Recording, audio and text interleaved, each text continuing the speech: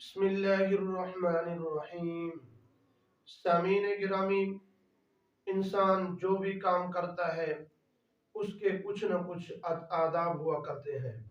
اگر انسان دنیا کا کام کرے تو اس کے بھی آداب ہیں۔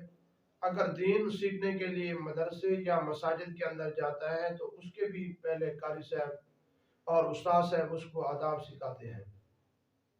اور جو حضرات میرے چینل پر ویڈیو دیکھتے رہتے ہیں، پہلے تو میں ان کو خوش آمدید کہتا ہوں اور اس کے بعد میں آپ کو وظائف کے چند آداب بتاتا ہوں۔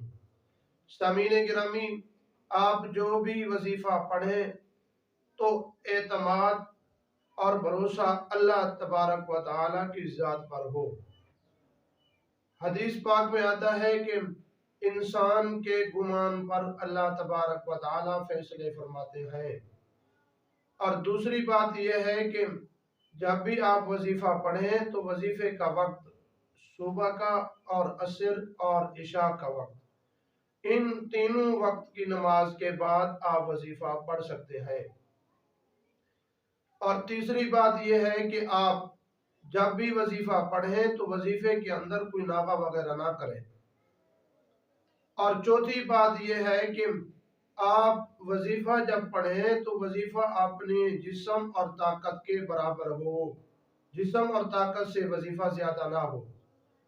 اور پانچویں بات یہ ہے کہ جب آپ وظیفہ پڑھیں تو وظیفے پر ہمیشگی اور دوام ہو، کیونکہ ایک پیغمبر نے فرمایا کہ انسان جب وظیفہ پڑھتا رہتا ہے وہ ایسے ہے کہ جب کسی انسان کا دروازہ کھٹکھٹائے تو کسی ہی وقت میں تو وہ دروازہ کھل ہی جاتا ہے۔